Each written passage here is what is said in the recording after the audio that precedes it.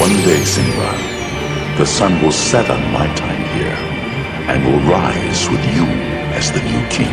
And this will all be mine? Everything.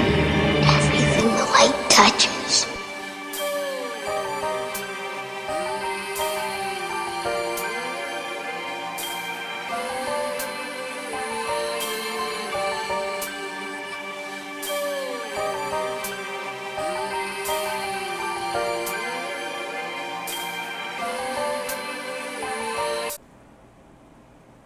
Peace and love, my beautiful Black African people. Our highly, highly anticipated series is underway, titled The Afurakan African Origins of the Israelite Myth, a historiographical, cosmological, genetic, and linguistic deconstruction of the biblical narrative. So in this particular series, which will be an extensive educational and scholarly series dealing with a number of subject matters, the biblical narrative will be under total deconstruction as it relates to conclusively and unequivocally exposing and uprooting the Bible for what it truly is and where it comes from.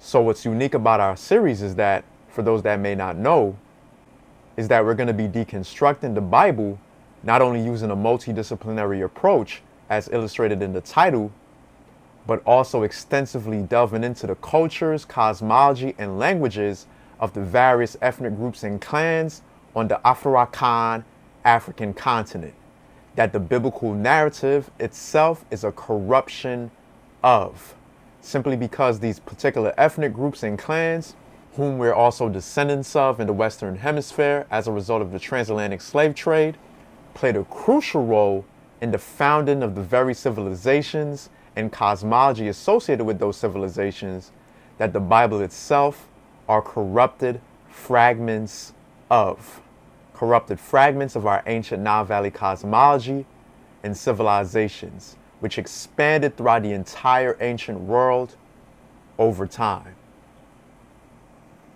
So this particular video series is done by myself.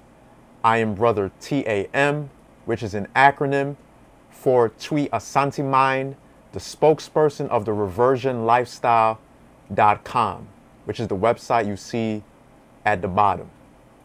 So make sure you visit our website to check out everything about us, what we're about, our objectives, and so on and so forth.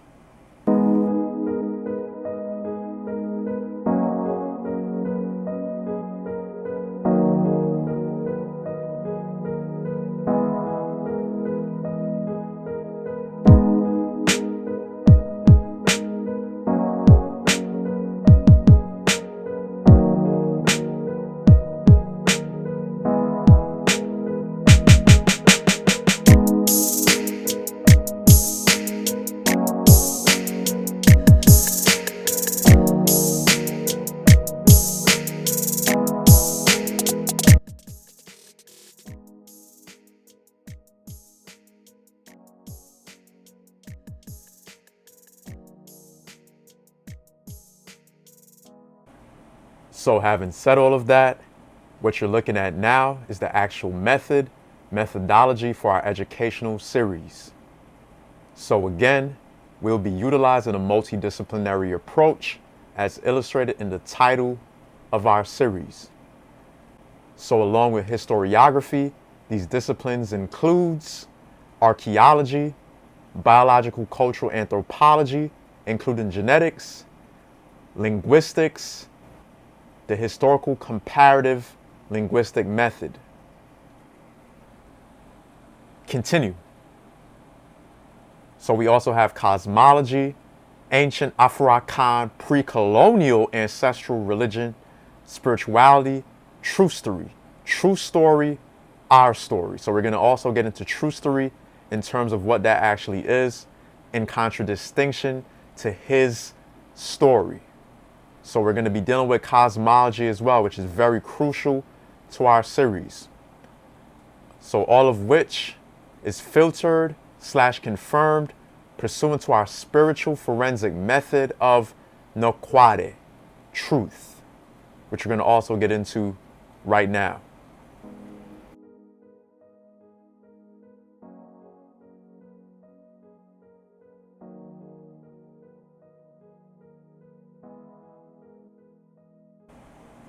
So, just like how we laid out the scholarly method based on the multidisciplinary approach, we also have a spiritual method called Nokware.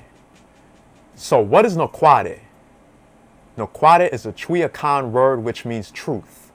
Nokware is our spiritual forensic method used to arrive at absolute truth. Nokware is thus used to safeguard and teach accurate information in the midst of racist white academia who perpetually misinform, misrepresents, ignores, and or omits Afurakan black African people from his story. So like we said a little while ago, true story is our story. His story is his story, which is based on his political incentives and agenda, his anti-African political incentives and religious agendas. Whereas true story is based on our story, which predates his story. So true story is the foundation. It's older. It predates his story, which is a corruption of true story, our story, that he grafted himself onto as a result of trying to fit himself into the origin of civilization, trying to force fit himself as being the people who founded civilization, or the people who brought divine order and law to the world. So that is his story. That's his story, trying to force and manipulate things so that the world could be convinced that these people, who we call the Eurasians, aka the whites, are the ones responsible for all of the technological advances, the sciences, the arts, math, languages, writing, religion, spirituality, all of that. So as such, Nokware is used to properly filter, assess, and investigate all knowledge and information, spiritually, cosmologically, culturally, historically, scientifically, linguistically, etc., before arriving at our true historical conclusions.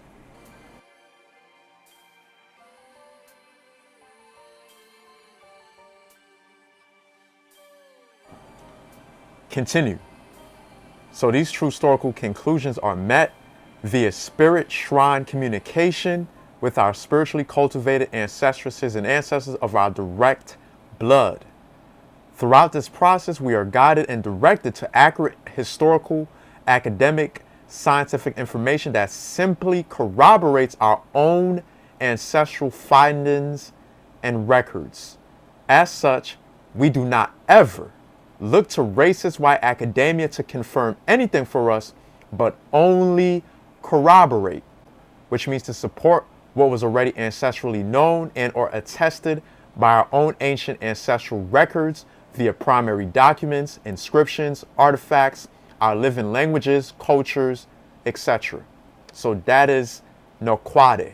So their academic racist institutions can only corroborate our findings. It cannot ever confirm. So we're not looking to them to confirm anything, only corroborate, which means to support what was already ancestrally known and or attested by our own ancestral records via primary documents, inscriptions, artifacts, our living languages, cultures, etc. Because all of the things that they're dealing with in academia, in modern science and so forth, are simply just catching up to what our ancient ancestresses and ancestors already established and knew.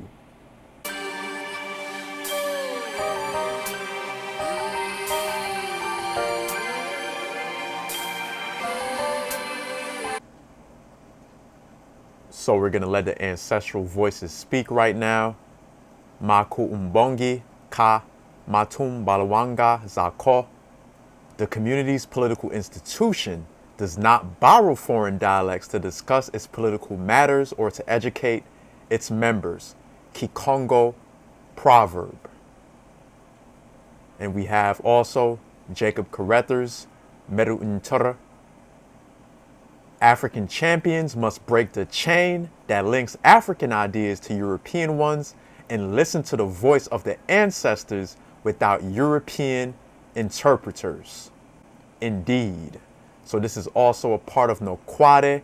We have to listen to the ancestral voices and reject European interpretations and ideas and concepts of our own culture, cosmology, languages, religious practices, spirituality, civilizations, etc.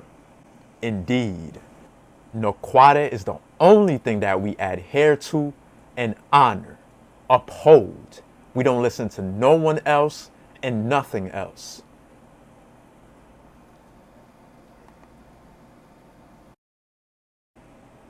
Now, what is Pan-Africanism? So first and foremost, we're going to deal with the true definition of Pan-Africanism so we can properly educate our people about the importance of uniting, but most importantly, who to actually unite with and who to reject. So essentially, this is to give proper and holistic context to the true Pan-Afurakanism at the expense of the false, misleading, Eurasian perversion of Pan-Africanism. Pan-Africanism could be thought of as the aspiration towards and or the fulfillment of various Afurakan African black people along various dimensions, including, but not limited to, unification geopolitically, socioeconomically, cultural linguistically, militarily, spiritually, etc., for self-preservation. Rooted in common history, which again is trustery, we call it trustery, aligned with Nokware, ancestry, and destiny, descendants, based on common genotype, phenotype. Phenotype means features, our looks, how we look genetically, which manifests physically. And allegiance, intranational and international.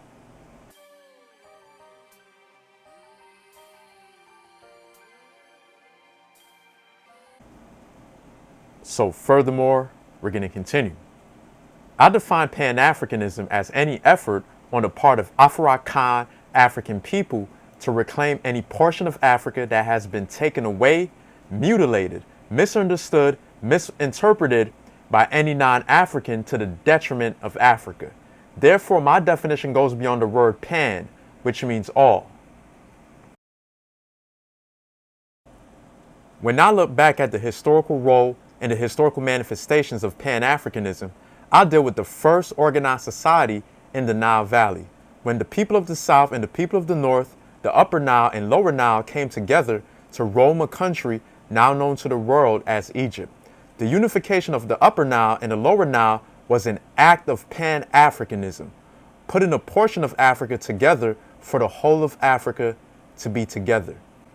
So you can see you're now getting true historical context to the origin of what we call Pan-Africanism, to the origin of Pan-Afurakanism. So next, from an Afrocentric perspective, the first recorded Pan-African nationalist unification among African peoples occurred circa 3200 BC, when Pharaoh Yah, or Aha, also known as Narmer, and renamed Menes by the Greeks. He was the first historic ruler of the first dynasty of Kamit, Egypt, united Upper and Lower Kamit, Egypt, into one nation and located the capital city in Mennefer, later called Memphis by the Greeks. This was an act of Pan-Africanism nationalism of the first order, the unification of the Upper Nile and the Lower Nile, together as a whole to form one country under one rule dynasty to be able to resist foreign aggression and invasion inter alia. So again, we're seeing the true historical origins of Pan-Africanism. So we're talking about resisting foreign aggression and invasion as well, because a lot of our people don't even know why the Upper Nile and the Lower Nile were united to form the nation state of Kemet, so-called Egypt, along the Nile Valley. This is why, because of foreign invasion and aggression from the Eurasians. The same Eurasian enemies that are our enemies now were also our enemies back then. And we were thinking about Pan-Africanism back then as well, just like how we're thinking about it now, trying to come together to govern ourselves and so forth. Continue. This, then, is the true historical, functional, unifying, and holistic representation of the struggle of African peoples. As such, we must speak of Pan-Africanism nationalism, Afrocentric, and not Pan-Africanism Eurocentric.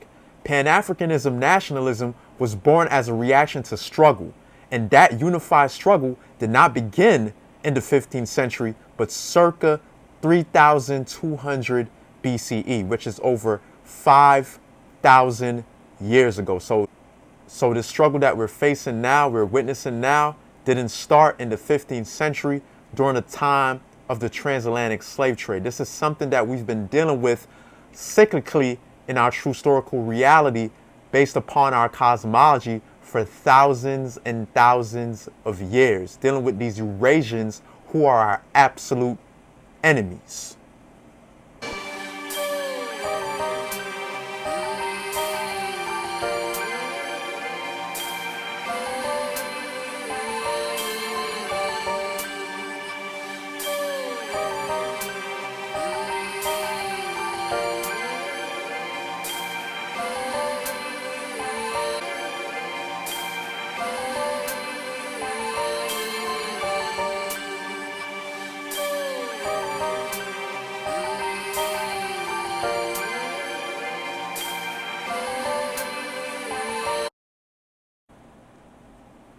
So now we're going to deal with the definition of black consciousness, which is directly tied to the true spirit of Pan-Africanism.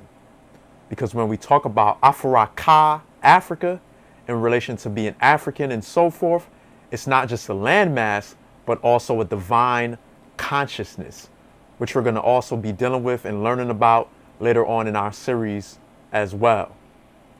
So the true definition of black consciousness. The fact that we're not all white doesn't necessarily mean that we are all black. But here's the key. Black people, real black people, are those who can manage to hold their heads high in defiance rather than willingly surrender their souls to the white man. Continue. Briefly defined, therefore, black consciousness is in essence the realization of the black man of the need to rally together with his brothers around the cause of their operation, the blackness of their skin, and to operate as a group in order to rid themselves of the shackles that bind them to perpetual servitude. So indeed, this is the actual consciousness, the divine consciousness that our people need in order to propel ourselves forward. So this is the impetus that our people need to rally together to rid ourselves of our absolute enemies, the Eurasians. Just like you see them today in different parts of North Afuraka, Africa, occupying these lands that are not theirs. These are invaders who you see in Algeria, Libya, Tunisia, Egypt, Morocco, etc. These are invaders. They've been enslaving our people for thousands of years, and they're actually still doing that in North Afuraka to this very day. So it's about time we come together and expel our enemies from our lands and govern ourselves and reclaim the sovereignty the divine creator and creatress gave to us.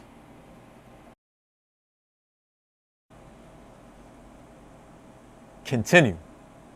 In modern times, Asiatics, now known as Eurasians, primarily Arabs, in their colonization and usurpation of African land, does not make them African, black, especially with an indigenous African view of black and African as synonyms. So again, these Asiatics, aka the Eurasians, namely these Arabs who are occupying North Africa, who have usurped those lands in North Africa. Those are not their lands. They're not indigenous to those lands. They are actual invaders to our lands, who's been invading for thousands of years. One day, Simba, the sun will set on my time here and will rise with you as the new king. And this will open mine? Everything. Everything the light touches. We have to use visual documentation to bring this back for other brothers and sisters to see it, because they may not never make it back like you. But there were many invasions that came into Africa. when Nokware, that we dealt with earlier, we talked about Nokware when he reunited Upper and Lower Egypt, first defeating the Scorpion, bringing together the first world government. But it spoke of the Asiatic invasions. Even back during his time, Egypt faced many invasions that came in by way of the Delta. These were the Asiatics that you see right here. Now, as I mentioned before, the Asiatics who came across the Sinai. So here we see the earliest recording of these people who came in and settled with us for a while, till they built in numbers, and then eventually attacking Egypt. This is again from Khnumhotep's tomb from the 12th dynastic period, right during the time of Amenhotep III. Here again, Menethos talks about, now you can see the Hyksos who came into Egypt. And Menethos said, unexpectedly from the region of the east came men of unknown race. Confident of the victory, they marched against our land. By force they took it easy without a single battle. Having overpowered our rulers, they burned our cities without compassion and destroyed the temples. All the people were treated with great cruelty, for they slew some and carried off the wives of children of others into slavery. Doesn't that sound like a familiar account? This period is documented around 1650 or 1750, right around the same time of Abraham. Now, take a good look of the pictures that I showed earlier too. These were the Hyksos that you see right here. These were the invaders, just as you see them carved in stone right here. These are the people who came out of the Sinai. Some say from Mitanni, some say they were Hurrians.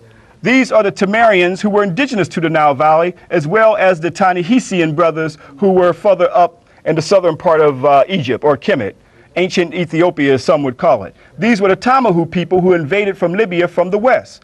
They attacked Egypt after the 6th dynastic period. Now, it was this brother that we showed again, Ahmose I, who finally expelled them out of our land. Now, I'm showing this in reference with the temple, how our ancestors, you're witnessing, recording these people who came into our land, who invaded until Ahmose I finally expelled them. We want to give you documented evidence to show you that we were at war with these people who invaded our land. We did not have anyone enslaved, but in fact, the Hyksos enslaved us for 200 years. If we deal with the 21st dynasty, 22nd dynasty, 23rd dynasty, these were all Asiatic. Shishak, that Badawi will show us in a little while, he was also of Asiatic origin. So again, indigenous African Kemetic people were not even on the throne then. This is why this is so important to understand this in the Bible, because by looking at the Bible in America and the Western world, they look at this as all being part of Egypt, not saying that we were enslaved ourselves by these Asiatic people. And the same people who are ruling us today, who are exploiting us out of our minds, are the same people who invaded our land long ago, who came in even during the time of the 12th dynastic period, right after Amenhotep. And we called them the troglodytes who came out of the desert. How can we dispute this documented evidence, documented information? But the only way we're going to get this story right, we're going to have to start writing our own holy text, because if everybody else have had their story and revised the Bible, then why can't we, the original writers of the book, bring it back to its African origin? Now, right here on these temples here, now you can see documented where we tied them up, roped them, and forced them out of our land. These are the people that we've always had problems with. The problem is we don't understand a historical war. It's a historical war with these people. And European Ashkenazi European Jews know this. We're the people who don't know it. It's an ancient historical war from the time we've had contact with them. So we're coming back here and hearing the words of our ancestors and those who knew what happened in that day, and that's why they had to turn the story against African people. So you're coming back for an eyewitness account, not for spiritual enslavement, but for spiritual freedom, for the emancipation of our souls, for the resurrection of African people. Yes, sir. Okay. Thank you, sir. Yes, sir. For many years, brothers and sisters returned back with us on the Kemet New Know Thyself educational tour to see an eyewitness account what our ancestors wrote for us on the temples and tombs, which are books in stone, that now end up in many of the biblical stories today. Let's continue with the live lecture. These are the people who enslaved our people. These people set up in an area of Kemet and Lower Kemet called Avaris, took over, and were enslaving the Africans for over 200 years until Second Enre Tau of the 17th dynasty, and it is he who waged war on the battlefield, and his life was lost on the battlefield, and it was his son Ahmose who continued the battle until his son Ahmose, who opened up the 18th dynasty. This is a real person, brothers and sisters. who said never again. He was the liberator, the emancipator, who kicked these Hyksos out of our land. This is the real historical account that we've got to start teaching our people, brothers and sisters. So they took from this African right here his name at most and made a Moses. This is the only account that we expelled a large group of people out of our land, this African right here, who opened up the 18th dynasty known as the Golden Age. This is the historical account, brothers and sisters. In fact, let's go into another warrior soldier, as we see in his name, Men-Kepera, Tahuti Mays. He had 17 battles and won them all. He also wanted to make sure that these Hyksos were not going to come into our land. Here you see Men-Kepera's battle, showing where he's battling the Hyksos. Look at some of them hiding behind trees as cowards right here. This is the story that our ancestors left us in stone, as though they knew that one day we would forget our story. Here's the battle of Men-Kepera, who battled and wanted to make sure these Hyksos were not going to come into our land. In fact, this brother, he made sure that he even educated these people he was conquering into the Kemetic history, okay, initiated them into make sure that they will keep control of people that they're conquering. So that brother was brilliant. In fact, he put a whooping on a city so bad called Megiddo. Do you know this is where the name Armageddon came from, Megiddo right here? That's where the origin of that name came from. But this is the brother, Ursama At Rasab Tepen Rawa Mesumori Amen, a little practice you can say it too. He also had to fight some people called the Hittites. See, we're constantly at war with these people coming from the north, brothers and sisters. We left the reliefs over 3,000 years ago carved in stone. In fact, there's one story right here where Ursama Atra told his generals, he said, cut off the right hand of the enemy. But he noticed that the right hand and the left hand was turning up. He told them to cut off the right hand to make sure that they weren't cowards. So he said, the enemy only has one thing I know they got, and that's the penis, the foreskin. So he told them to cut off the foreskin, and that's what you see right here, the foreskin right here. These are stories and accounts that's carved on these temples, brothers and sisters. Our story is here. Now, what does that have to do with the scriptures? Well, let's go to Samuel, and it talks about David wants to marry the daughter of Saul. So Saul tells him to go and do what? Cut off the foreskin of the Philistines, as it says in Samuel chapter 18, verse 27. Wherefore David arose and went, and he and his men, and slew of the Philistines 200 men, and David brought their foreskins, and they gave them the full tale to the king, that he might be the king's son-in-law. So here you got it written here in Saul, but long before Saul, our ancestors cut off the foreskin, where Ramesu told his generals to cut off the right hand, and he noticed right and left hands were turning up, and he told them to cut off the foreskins, where it ended up in Saul in the Bible. What makes somebody who just put it on some paper versus that which is carved in stone? Spiritual enslavement.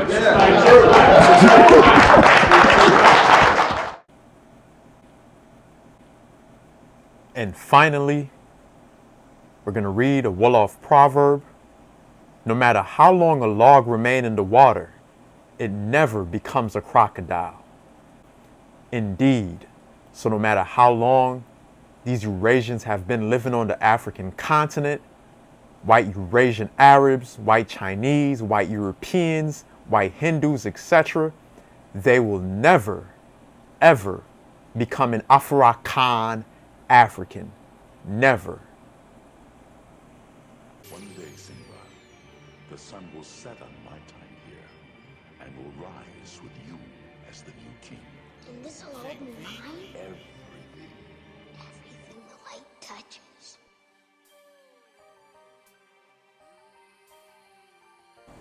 And with that said, now we're going to get into our actual presentation. So we're going to preface it by introducing Dr. Cheikh Anta Diop, a Senegalese Wolof scholar. So he said, and we quote, "The history of Africa will always remain suspended in air and cannot be written correctly until African historians connected with the history of Egypt, Kamit proper."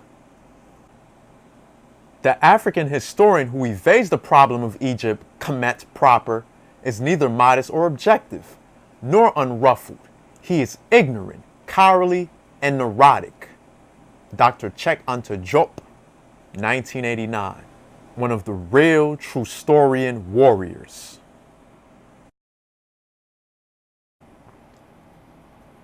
Now, what's the famine stela?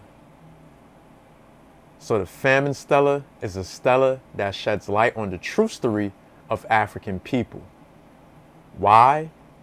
Because it's the actual primary source that corroborated that our ancient ancestors and ancestresses came from the beginning of the Nile.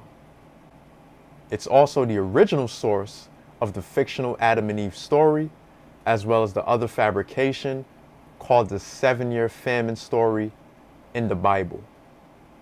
So our Eurasian enemies co-opted the famine stela story, which you could actually find in other parts of the so-called Near East, where some of our people migrated to in ancient times.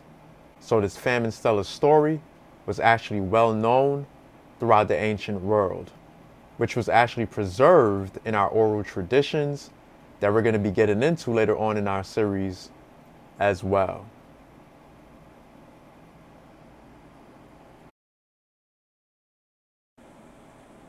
So who are we?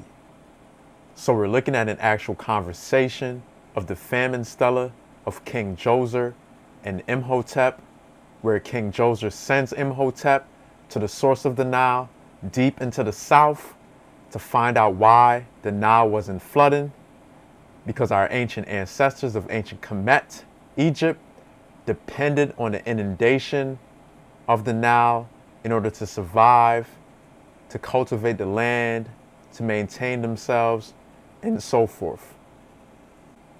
And for those of you that might not know, the Nile River is actually the longest river in the world, and rightfully so, because it's the origin and source of Afurakan African human life. So we're going to read, "He departed. He returned to me quickly. He let me know the flow of Hapi, the Nile, his shores and all things they contain. He disclosed to me the hidden wonders to which the ancestors had made their way, and no king had equaled them since, to which the ancestors had made their way, and no king had equaled them since. He said to me, there's a town in the midst of the deep, surrounded by Hapi, the Nile, Yebu by name." And Yebu is actually the indigenous name for what Eurasians call elephantine, which we're going to be dealing with later on in our series as well. It is the first of first known to a Wat. It is the first known to a Wat, which means that it's deep into the south, in the land our ancient ancestors called Khan, Taseti, Kash, Kush, etc. It is the first of first known to a Wat, earthly elevation, celestial hill, seat of Ra, when he prepares to give life to every face. Its temple's name is Joy of Life, Twin Caverns, and the Twin Caverns is actually the blue and white Nile coming together. So it says, the Twin Caverns is the water's name. They are the breast that nourishes all. And again, the Twin Caverns is actually the blue and white Nile converging and coming together, which is right there around the regions of modern-day Sudan, South Sudan, Ethiopia, Uganda, and so forth. So the Twin Caverns were the two rivers that came together to nourish all life, from which our ancestors came and originated. So, a lot of people are not aware of the fact that the flow of the Nile River actually flows down, going towards North Africa. And because our orientation was always towards the south, we actually call north down or behind. Meanwhile, we called south up or front. And there's only one reason for that, and that's because the geographical worldview that was forced on us by our Eurasian enemies is actually upside down. Yes. Which of course they did for political purposes. But one might ask why? Why would they do such a thing? Because they sought to put Europe on top of the world via their maps to make themselves look superior and above the continent of Afuraka, Africa. So this is of course why they also call us sub-Saharan Africans, which is just another way of saying euphemistically that we're subhumans. When in reality, according to how our ancestors were originally orientated, we are in fact above or in front of the so-called Sahara, which is where we actually originated.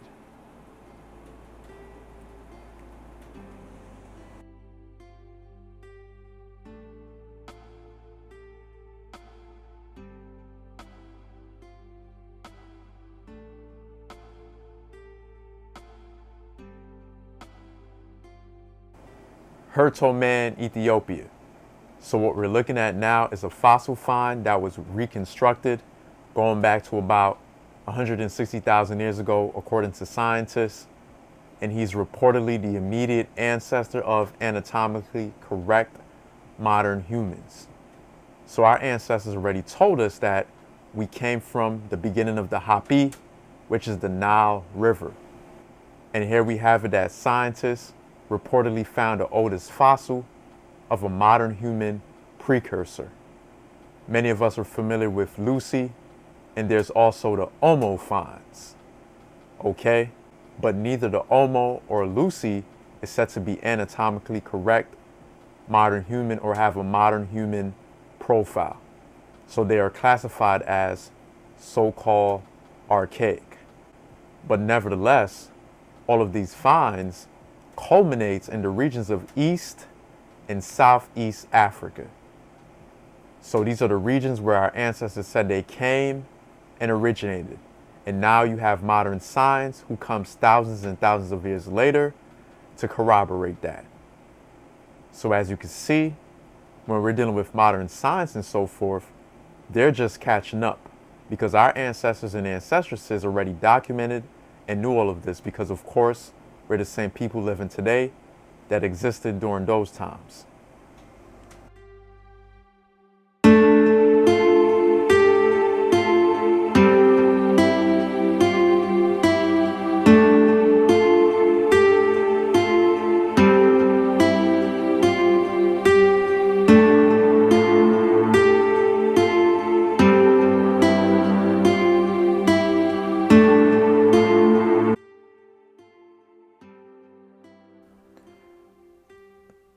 So now we're looking at a phylogenetic chart, which deals with the tracing of descent and migration patterns of our ancient patrilineal and matrilineal ancestors. So on the chart, you could see CFA, which stands for Common Female Ancestor, and CMA, which stands for Common Male Ancestor, both of which you could see originated in East and Southeast Afuraka, Africa.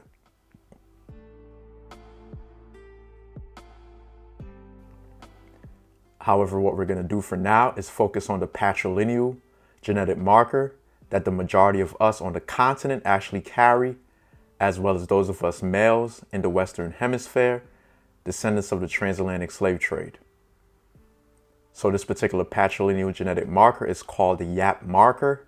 As you can see, the YAP, which is also known as haplogroup DE.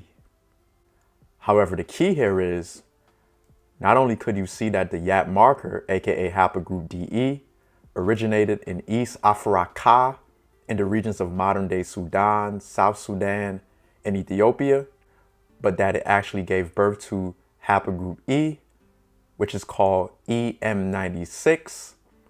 So you can see the M96 branch, who then migrates down the Nile River in the modern day northeastern Sudan and southern Egyptian region, and gives birth to M2, also called E1B1A, and M35, also called E1B1B, which again is key because this is exactly the regions where our ancient ancestors of Kamit said they originated and migrated from to establish the colony and nation state of Kamit, now today known as Egypt. This also gives further support to our south-up orientation deriving from the beginning of the Nile River in southeast Afuraka, Africa, and culminated with the Twin Caverns, which again are the two rivers that came together to nourish all life from which our ancestors came and originated.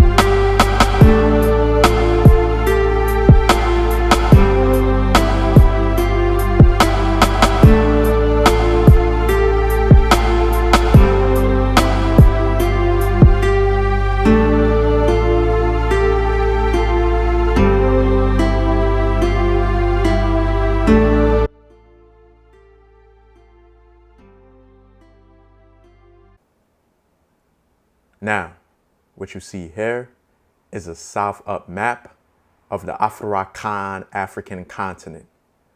So again, like we briefly explained a little while ago, because our ancestral orientation was towards the south, which is also where we originated, south is up, as in up, top, high, above, which also references the head. Moreover, with us originally orientated towards the south, this also means that our back was actually turned towards Europe and all of Eurasia. So what we're going to do now is zoom in so we could take a better look at these ancient Kemetu so-called Egyptian terms. So the word south in our ancestral language of Kamit, which is what you're looking at here on the top, underlined in red, is receipt, which is Upper Egypt. Because again, the Upper Nile is actually the south, because when we're going towards the south, towards the southern part of Africa, that's the Upper Nile, which is called Upper Kemet, so-called Upper Egypt. By the way, this ancient Kemetu word receipt is actually the origin of the Hebrew word Rosh, which is why Rosh or Resh in so-called Hebrew means head, up, top, high, chief, etc. This is the same root for the word Ras in Rastafari, which also means head, chief, governor, etc. Furthermore, this ancient ancestral root word receipt also manifests in the Yoruba language as Orisa or Orisha, with Orisha also referencing the head, because the Orisha, which is the deities, the divinities, are the actual head of the African man and woman in Yoruba culture. So this is also why Orisa or Orisha, which are the divinities, the deities, the divine forces in creation, references the head in the Yoruba culture and cosmology. So this is deriving from the ancient Kemetu ancestral root, receipt, or Resh, Rishi, Risha, which also means the south, but also up, top, above, the head, which also references Upper Kemet, so-called Upper Egypt. So now we're going to zoom in on our left. So again, in ancient Kemet, so-called Egypt, we have the word for east, which is abit, which is actually left. Why? Because left and east were one and the same word. This essentially means that what was on our left, going towards the east, where the sun rises, is actually left.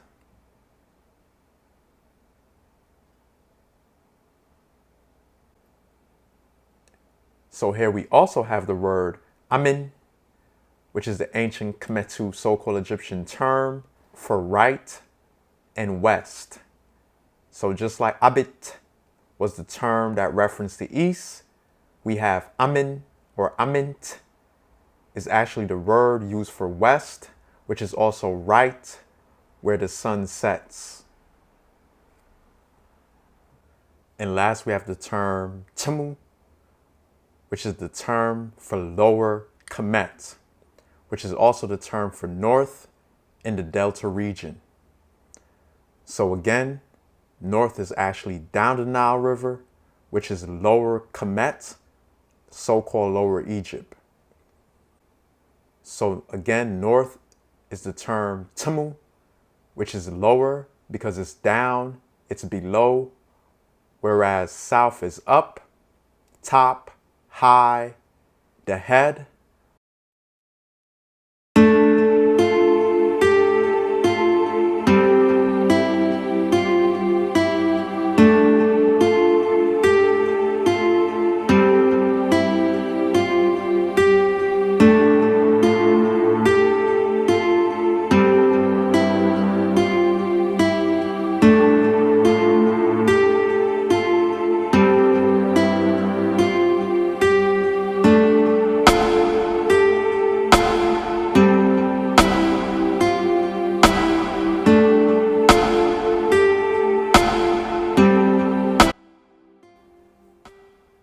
And suffice to say, this is also why in the fictional biblical narrative creation story, the terminology they use is Barashit, which references in the beginning in the so-called Hebrew language.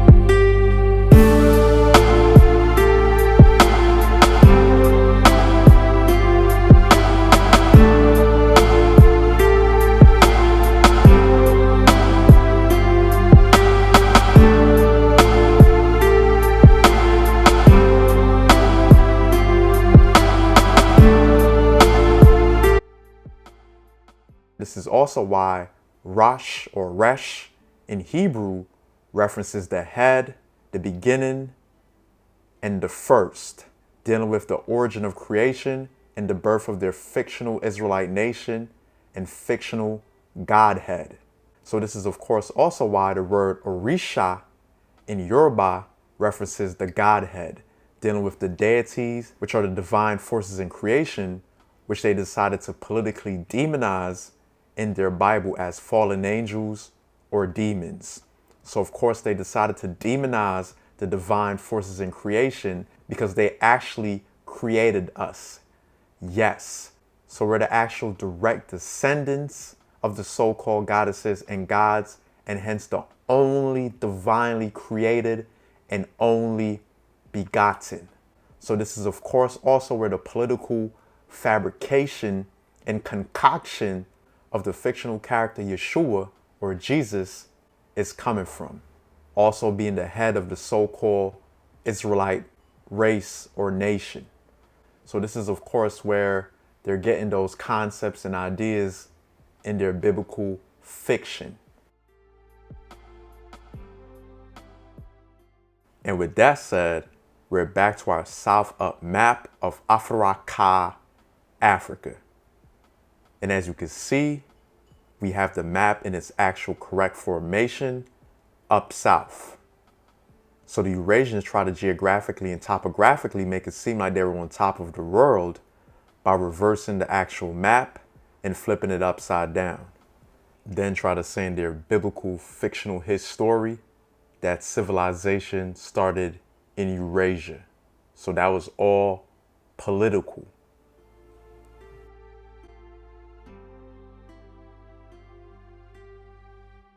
And again, just to show that we're not making stuff up, here we have more primary textual references of the ancient Medutu, the hieroglyphic symbols carved in stone. So you can see the term for east, abit, that east is on our left hand, So we have the standard for East and the emblem for East. East is associated with our left hand. So this is carved in stone. So we're not just throwing things on a PowerPoint, we're actually going into the primary sources and inscriptions and reading them for ourselves. So this was carved in stone thousands and thousands of years ago.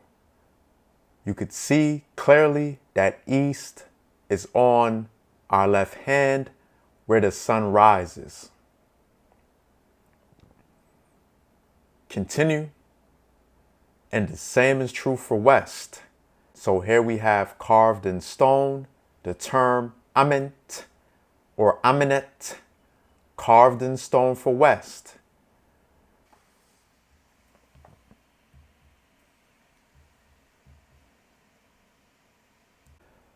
So needless to say, the only way West could be right and left could be East is if you're facing south and using the southern cardinal points as your point of reference. So again, our ancestors orientated themselves towards the south because it's from the south we originated and came from, which is the beginning of the Nile River, the origin of Afurakan, African humanity and civilization.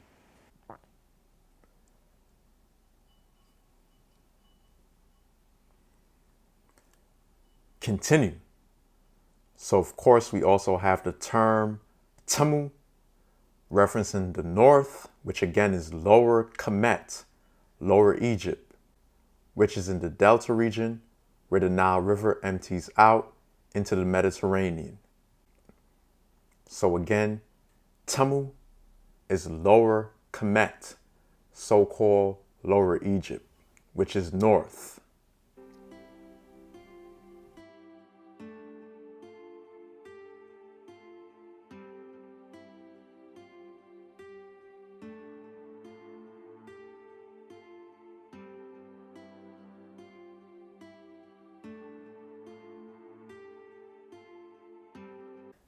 And last but not least, south is upper. So again, receipt means up, which is upper Kemet, upper Egypt.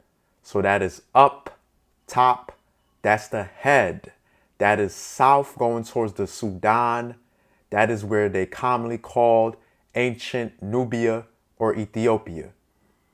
So again, that is up, that is top, the head. That's the governor land where our government actually came from.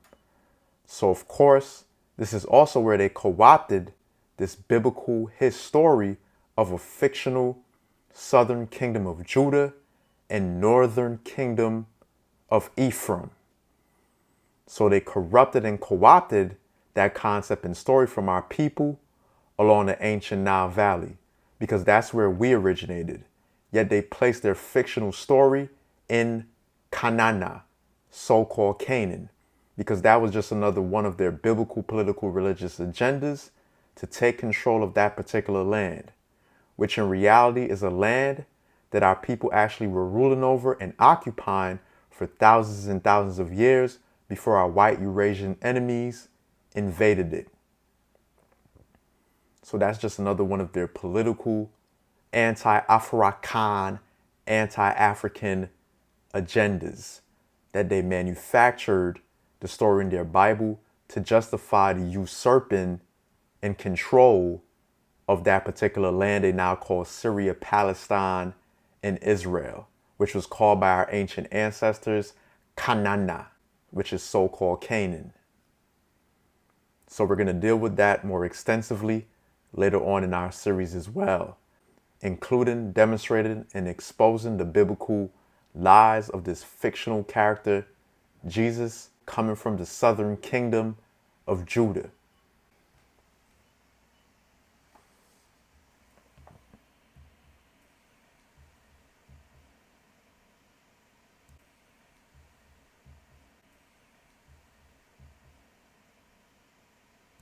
So, here we have the Turin papyrus map, which is the oldest map of topological interest.